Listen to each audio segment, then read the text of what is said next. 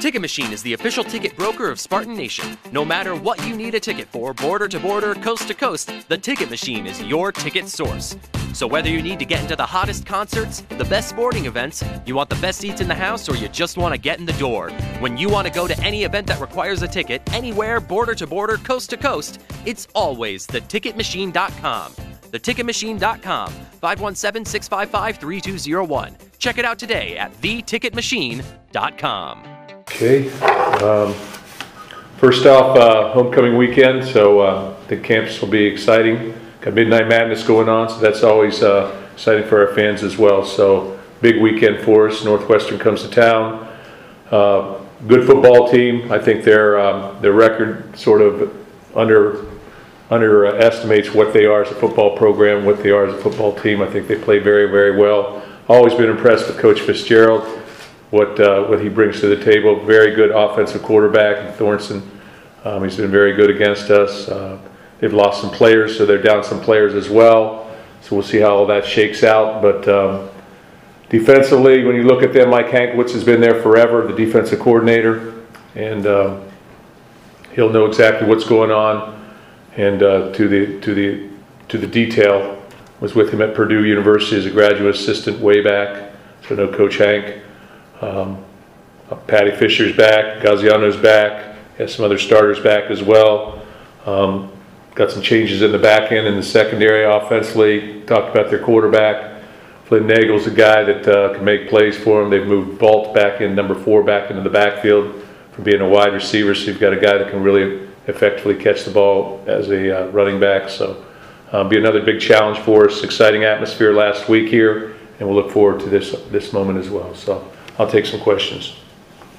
Coach Don Biddle here. Over the last 3 games, you've been outscored 44-7 in the 4th quarter. If you look back on video, is there a common denominator, and what level of concern do you have about the 4th quarter?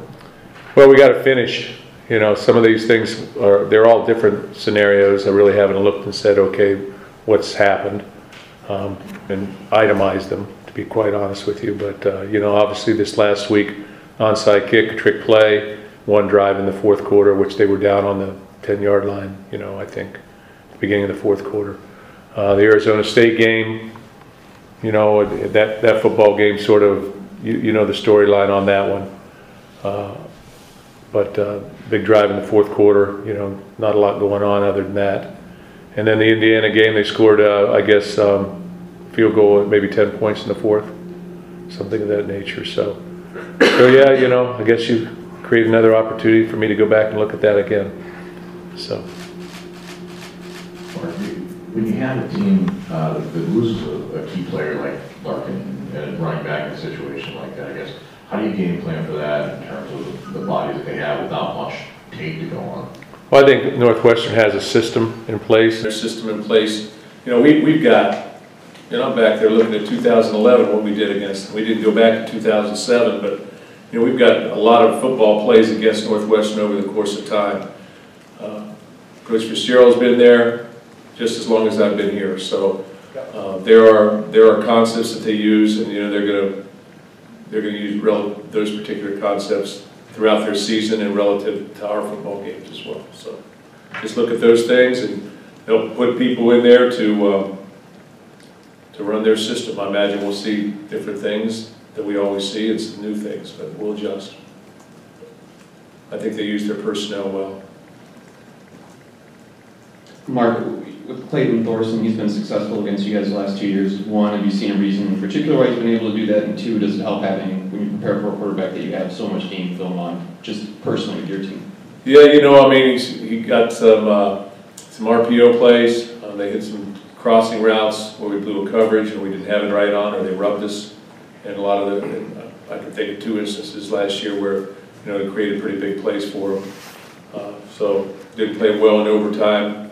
Turn the tight end loose to the flat and man coverage when, you know, him ball, I got him, he runs the flat, take him. So some of the things are on us. Some of the things are well designed concepts. And as far as Thornton, you know, what was the second part of the question? Just, does it help to have so much tape from your own team playing, and it'd be, what, 3rd time you started against you? Yeah, I don't think it hurts. That's for sure. You can see the mistakes we made. You can see how we can rectify those things. And I think our players, you know, we've got all of our players predominantly back, so we've played against that system in the past. You know, they're a hurry-up offense as well, so we've got to prepare for that. A lot of different things you got to prepare for. You got to tackle well in space. That's got to be able to pressure the quarterback at some points, and then also, you know, you got to play the ball in the deep part of the field. It'll force you to do that as well. Do you have an honorary captain for homecoming yet or not? No, not yet. Northwestern had Michigan down most of the game, lost a gut wrencher. Is it tougher to play a wounded bear, so to speak? I think in this conference, every single week you're in for a challenge. I don't care who you play. People prepare, they have a plan. I've said over and over, it's very tough to win. When you think you've got it in the bag, such as the fourth quarter question, you know, then you know you're fighting at the end of the fourth quarter to keep it. Just a tough conference, good football, and everybody expects to win. So I don't know about a wounded bear. I just think everybody comes in thinking that, hey, we're going to compete. You guys are still #1 by a pretty wide margin in rushing defense. What are you seeing that you're doing particularly well up front, and are there any similarities, I guess, with some of the other good run defenses you've had here in the last few years? Well, last year we ended up #2, so we'll see if we can do that. You know, I think these type of things are made up over the course of the season, so we're going into the heart of our season. So a lot of who we are and relative to run defense will be defined, I think, over these next 4 or 5 weeks. But, you know, we're building a wall. We're not getting knocked off the ball. We're tackling well. We're limiting, you know, we're leveraging the ball well, those type of things. And, you know, we're making it difficult. So, you know, but consequently, you know, there's a lot of RPOs, which the quarterback pulls the ball. He could be handing it, he could be pulling it, depending on what he sees. And there's a lot of different things where they're putting the ball on the perimeter that are, you know, considered a pass, but they're really runs. If you look at them, you know, a bubble was really like a run, it's a perimeter run. So you got to throw all those things in there too. Mark, over here. I wanted to ask you one of your former players, Le'Veon Bell, and how much you paid attention to that situation and what you think of. It sounds like he may come back in a couple weeks now. That's what people are saying. But what you think of that whole situation and what advice you would give him? You know, I obviously know what's going on to some extent. Probably you know more than I do. I got deep respect for the Steelers organization, for Mike Tomlin. I also have deep respect for Le'Veon. So I think that's something that the two of them need to work out. And really, I'm not qualified to talk about it. You know, I like both. You know, both parties, and want to remain like that. Okay. Good answer. Good answer. We'll see. We'll see. Are you guys flipping? Is it my turn? All right, I'm going. Cool. Your turn. All right, cool, thank you. I'm sure in the recruiting, you see a lot of quarterbacks sort of similar to Ladarius in terms of run-first guys and maybe don't have the best arm, but with him specifically, what is it that you saw in him that you knew that he could be a running back at this level and be able to perform at that position? I probably watched more film on him last year personally than any other player that we recruited, because it was an ongoing thing. We had to sit there and say, were we going to recruit him as a quarterback? Were we going to recruit him as a running back? We actually offered him as a linebacker coming out of his junior year. So I thought he was a very good football player. I knew he could play somewhere. And in a lot of ways, I looked at him like Le'Veon, because Le'Veon did so much as a high school player, and I knew he could play probably outside backer if he didn't play tailback. And you keep hearing all the different things about him as a leader as well. So, but I just kept watching that film and watching him, you know, take the ball on his quarterback midline options and duck it up inside and make abrupt cuts. And I just kept saying, hey, if he learns how to play a tailback, continue to make those abrupt cuts, staying vertical with his pads low and running through tacklers, he'll be an excellent tailback. So we decided to take him, or offer him. He decided to go. Your philosophy, your favorite quote this year has been, hey, run that play that scored the touchdown again. And yeah. Dave Warner has come under a lot of criticism, and several of us, not just me alone, but several of us who covered you for a long time, have tried to explain to fans, he has a boss, and he does what you want. Would you talk about your involvement in the offensive game plan during the week, please?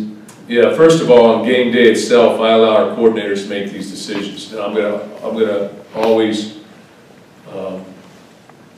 enter my opinions, maybe after the fact, before the fact, well before the fact, but I'm not going to disrupt play calling. I think we get the play in fast. That's as important as anything. Give our players time to digest what's being called. It's very difficult. You know, everybody across the nation is making these decisions in 20 to 30 seconds. Some work, some don't.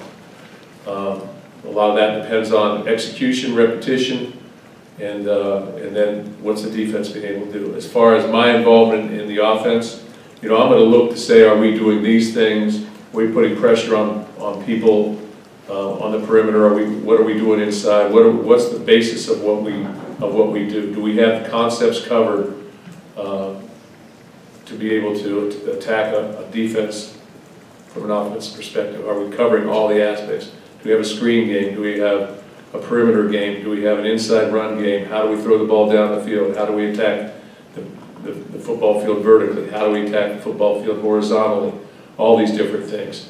And then you've got to say, okay, what do we rep? Because there's only so many things you can rep. And then you've got to get things different, ready for a game. Then I'm always self-scouting and saying, what have we run already? And, you know, when so-and-so's in the game, what do we run? And so then I walk back in and say, do a self-scout on what's it look like on third and long when we get into third and long. Not just what we ran, but how did we get into third and long? You know, what was not successful on first down and second down? And so I keep asking the tough questions, and then I'm going to walk in and say, we need to run this. I did today. I would like to see this being run. Of course, that would be the only one that doesn't work. Okay, but so I'm involved, but I let our coaches coach. I empower our coaches. I do that with the offense and the defense and our special teams. And you have to do that because you can't possibly be an expert on every subject matter. I'm not the expert in the offensive line. I have a foundation of football. I'm an expert, I would say, in the secondary in terms of how to play things. And you could certainly point the finger back there too sometimes. So, you know, I try and learn and listen as much as I can, and then I ask tough questions. And then I want to see certain things implemented. Mark, in many ways, the season is still very young. You have at least 8 games left. Yeah. Are you still searching for the pulse of your team? Yeah, I think you try and find your identity of every football team, and you don't know when that's going to come. And I talked to our team yesterday about that. You know, what's our identity? You know, we talk about here's the goals we want to accomplish. This next month, we've really been in 2 months of football, 1 month of camp and 1 month of four weeks of one Big Ten game and 3 out-of-conference games. So these next 4 games sort of start to define you a little bit, and then you chase November. You chase championships or chase bowl games or chase whatever in November. So these next 4 weeks are critical weeks, I think, for our football team. We've got to get some players back who are hurt. I think we're going to do that.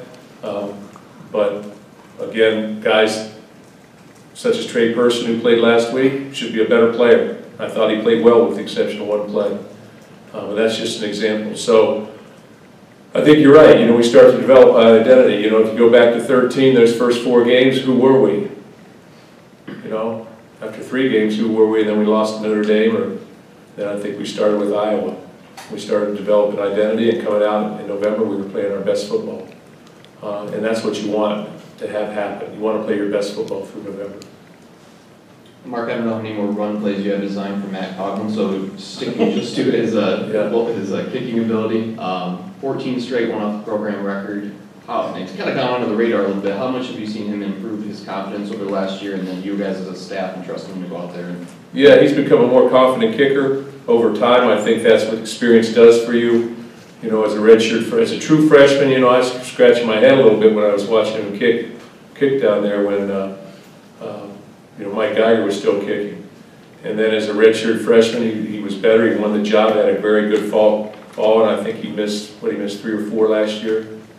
And now this year, he's very, very confident, and he understands the pressures involved in it, and he's been very good. And so I think he understands what needs to happen, and he's a competitive guy, and he doesn't back away from a challenge. So he's been excellent. Yeah, Mark, coaches and players come and go, fans are forever. homecoming fans especially, MSU fans can't forget that 49-14 and John L's year, the homecoming loss. Do you think about Northwestern as a team that has upset your team or our teams? No, I look at Northwestern as a competitor, and you know, we've always had great games with them. We've won our share. They've won some, or maybe they've won their share. However you want to depict that, but I just look at it as another Big Ten game, and the next one's going to be a tough game too, and the next one's going to be tough, and the next one's going to be tough, and that's just the way it is in this conference. And everybody has scholarship players. They're well coached. They're competitive players, competitive people. We'll have the same thing, and I think our players will be ready to go. So I'll concern myself with my football team, our football team, and get ready to play. Mark, to your left. Right here. Right. So for the Slade brothers on defense, now Jacob has already gotten like a few playing times against Utah State, and Zach hasn't seen any playing time. But what do you expect out of them in the future? And will they see playing time anytime soon? I think that Jacob will probably see some playing time as the season continues, because our intent is to play him at least 4 games, try and hold his red shirt. Very good player. He's strong enough right now. He's physical to be able to play. He understands leverage, and he understands you know, technique. He's a very good technician in there. So he has the capability to be able to play now. Zach probably has to get a little bit stronger. He came off of shoulder surgery in high school, so he is practicing. But you know, he's playing the defensive end position. He's probably going to be just like his brother and be another 280-pound, 290-pound guy. But he needs to get a little bit stronger. But both of them will be very good players for us.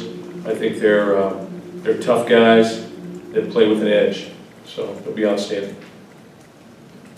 Kind of wanted to notice that Dominic Long moved over to corner. I guess, what do you see in him that allows him to maybe be both the kind of a hybrid guy? Yeah, he's sort of the fifth safety for us, and now the 5th corner, maybe the 6th corner. Depends on if we're playing Kalen, which I think he's another guy that will eventually we will play this year.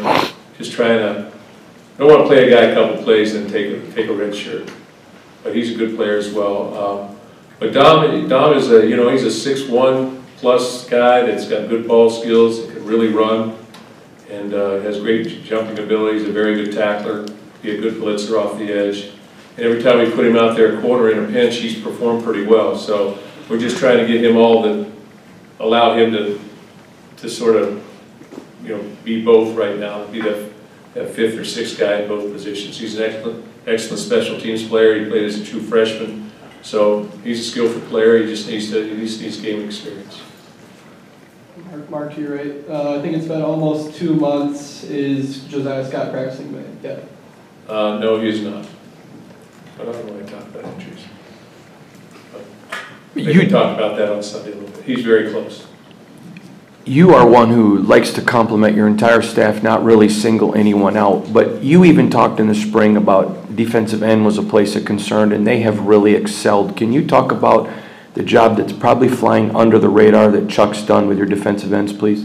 Yeah, Coach Bull has done a great job really since coming. He's very, he's got a lot of enthusiasm, very enthusiastic with our guys.